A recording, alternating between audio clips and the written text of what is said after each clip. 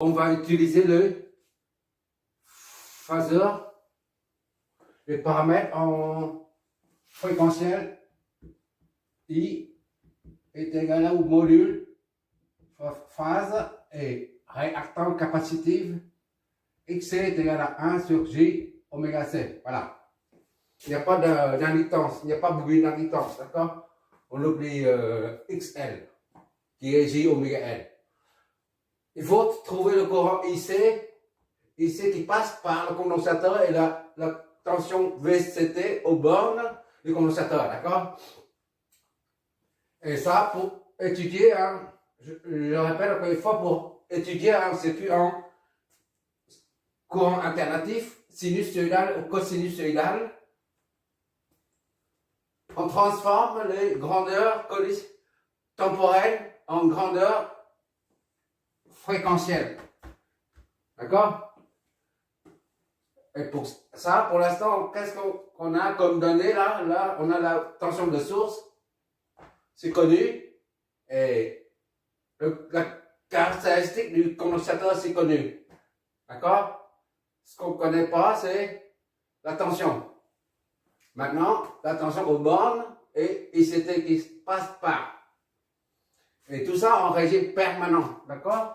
C'est-à-dire que le circuit a fonctionné depuis longtemps, depuis un certain temps, 2 heures ou 2 minutes après la fermeture. Si par exemple, il y a un interrupteur ici, d'accord? On ferme depuis 5 minutes. Pourquoi on dit ça? Parce qu'au bout de 5 minutes ou une minute, le régime devient permanent, c'est-à-dire ICT et VCT deviennent stables, d'accord?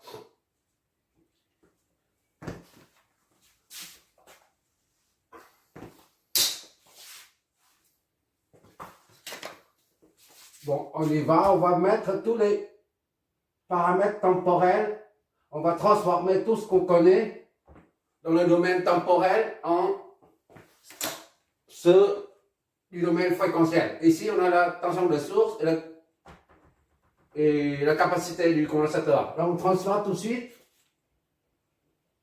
VST, là, est égal à 6 cosinus de 100t moins 30 degrés. On transforme ça en phaseur, c'est-à-dire V, S est égal à l'amplitude 6, ça reste constante tout le temps, donc on ne tient pas compte, mais la phase moins 30 degrés. Tout ça c'est en volts, d'accord? Premièrement.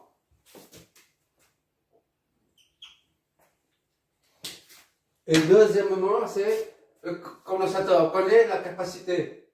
Or, on doit transformer ça en domaine fréquentiel, c'est-à-dire XC est égal à 1 sur J oméga C dans le domaine fréquentiel, d'accord? Donc, 1 sur J oméga C. J oméga c'est combien? C'est 100. Ici, là, c'est oméga, d'accord? Oméga, en radians par seconde. Par seconde. 100 fois C. C, c'est 50.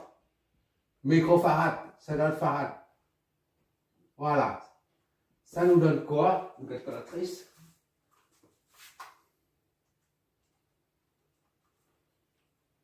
Un sur 100 fois 50 fois 10 puissance moins 6. Ça fait 200.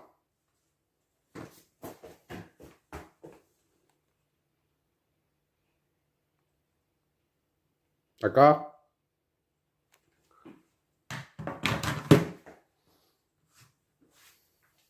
Ça fait 200 sur J. Or, le nombre complexe J, là, on a dit, c'est, on peut transformer ça en 1 fois 90. D'accord? Il faut que tu revoies les 3 premières vidéos. degrés. Et ça, là, c'est comme si 0, 200 fois 1, 0 degré. Sur 1, 90 degrés. Pourquoi j'ai mis ça? Ici, J, c'est ici. Là, c'est J. D'accord? C'est J. D'ici à 90 degrés. Tu vas t'habituer à force de faire des exemples comme ça. Et là, il n'y a pas de partie réelle. Il n'y a que la partie imaginaire. D'accord? Tandis que là, il n'y a pas de partie imaginaire. Mais il n'y a que la partie réelle. C'est 200. Ici, c'est 200 à longueur. D'accord? Et l'angle, il n'y a pas de J. S'il y a un J, c'est 90. Il n'y a pas de J. D'accord? Il n'y a pas de J. Là. J, c'est nul. Donc, il n'y a pas d'angle. L'angle est nul. C'est les réels ici. D'accord? Ça, c'est 200. 1 fois 0. Voilà. D'accord? Donc, je fasse. C'est pour un rappel seulement. Il faut que si tu as du mal à suivre, il faut que tu revois les nombres complexes. D'accord? Surtout la formule de l'air. J phi est égal à cosinus phi plus J sinus phi. Voilà. Quand il n'y a pas ça, c'est qu'il y a la partie imaginaire. Et quand il n'y a pas ça, c'est qu'il n'y a que la partie réelle. D'accord? Là, en dessous, il n'y a que la partie imaginaire. Et en haut, parce qu'il n'y a que J. En haut, il n'y a pas de J. En haut, il n'y a que la partie réelle. C'est-à-dire, il n'y a pas ça.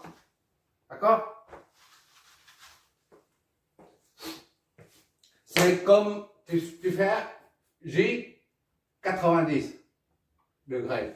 Pourquoi ça est égal à J? Tu vas voir le truc. Cosinus de phi.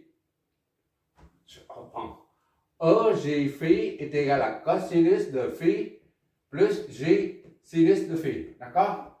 Maintenant, supposons que phi est égal à 90. Avec phi est égal à 90, ça donne EJ 90 est égal à cosinus 90 degrés. D'accord? Plus J sinus 90 degrés. Voilà, comme ça sera clair. EJ 90 et donc cosinus de 90, c'est là, c'est nul. 90 ici. Projection de 90 ici là, c'est un point, c'est nul. Il n'y a pas de réel là. Cosinus de 90 c'est 0. D'accord? Et sinus de 90 c'est combien? C'est 1. C'est l'unité. Sinus, l'arc sinus, l'arc cosinus. D'accord? La projection de ce vecteur sur cet axe, c'est 1. C'est la raison pour laquelle on a est égal à J. D'accord? J là. J est égal à 1 sur ça. Or, on a dit J phi, c'est quoi? C'est phi. D'accord? Bon, on va faire ça.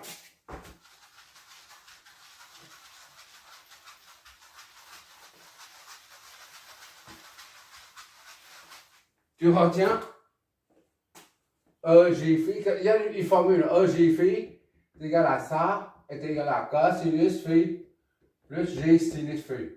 Voilà. Tu retiens ça et puis tu en déduis toutes sortes de nombres complexes. Tu retiens ça.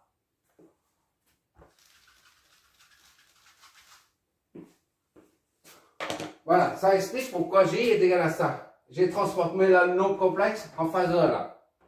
Donc, donc c'est XC, là c'est un nombre complexe, hein, d'accord? Ou phaseur si tu préfères. Est égal à 200 divisé par 1, ça va être 200. le quotient des deux, et puis la soustraction numérateur, la face au numérateur sous moins la face au dénominateur, ça fait 0 moins 90. D'accord? Donc, XC est égal à 200 et moins 90. Ça, c'est le deuxième paramètre. D'accord? U est égal à RI. V. Ça, c'est la même tension que ça. C'est la même chose, là. D'accord? VC. VC est égal à XC fois IC. D'où IC, en termes de phaseur, R phaseur, c'est un nombre complexe. C'est de la partie réelle du nombre complexe dépendant de la fréquence. D'accord? Tout ça, c'est des nombres complexes. VC sur XC. D'accord? VC, c'est ça. 6 moins 60 et moins 30 divisé par XC, c'est 200 et moins 90. 6 divisé par 200, d'accord? Et moins 30 degrés moins 90. Qu'est-ce que ça nous donne? 6 divisé par 2, ça donne 3. D'accord? 3 divisé par 100. Moins 30 plus 90. D'accord? IC, et donc le phaseur IC est égal à 0,03.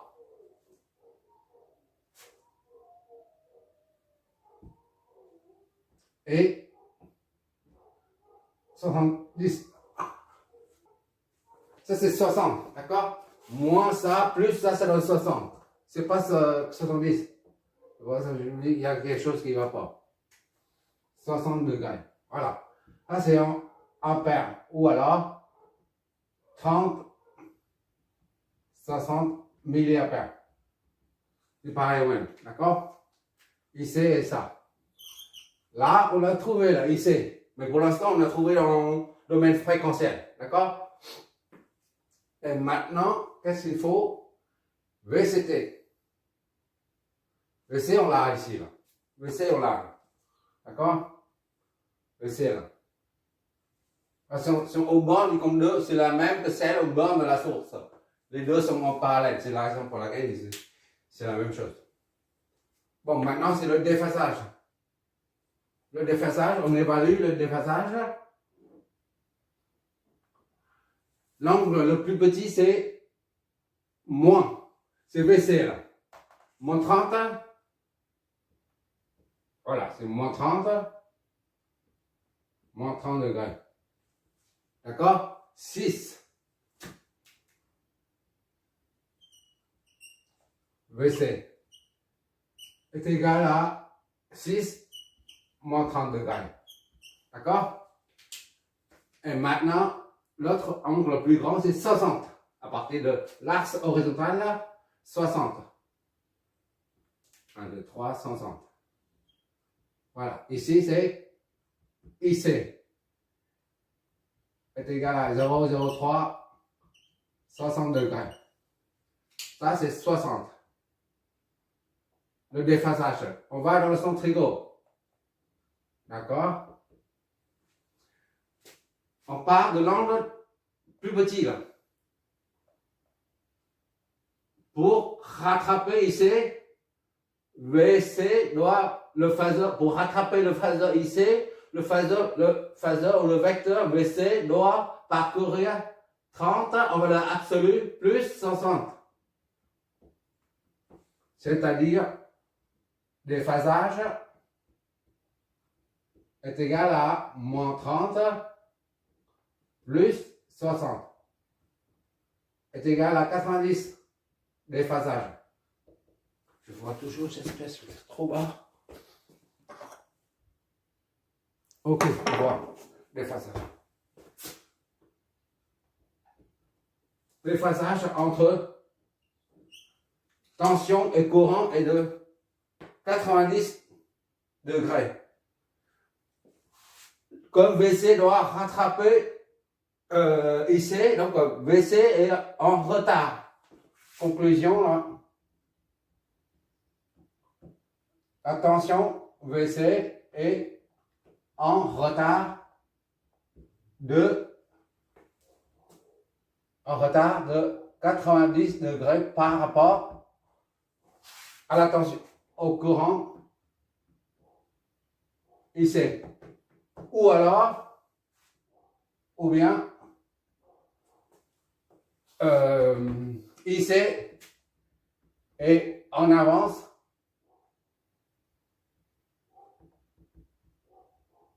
de 90 degrés par rapport à VC. D'accord? Bon, maintenant pour pouvoir tracer ça, ce sont dans le domaine fréquentiel, d'accord? Mais pour voir réellement ce qui se passe, il faut ramener ces deux quantités du domaine fréquentiel au domaine temporel, d'accord? Comme on l'a au début, là, dans l'énoncé. Conversion.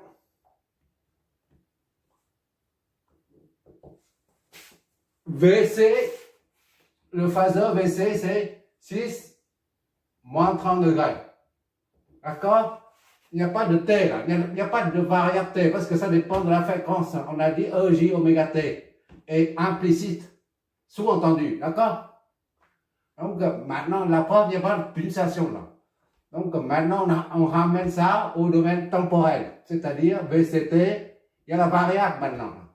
C'est égal à l'amplitude 6 fois cosinus de oméga T. Oméga c'est 100. 100 T plus la phase, c'est-à-dire moins 30 degrés.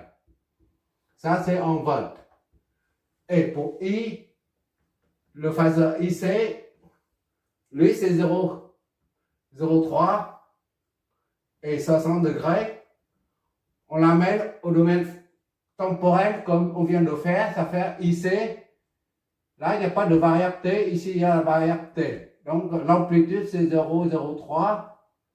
Cosinus toujours de 100 T plus la phase. Ici c'est 60 degrés. Voilà. Ça c'est en ampères. Et ça, si tu saisis ça sur une calculatrice, tu verras les signaux qui partent comme ça. D'accord? Par contre, ça, tu ne vois pas. Tu ne vois pas les grandeurs.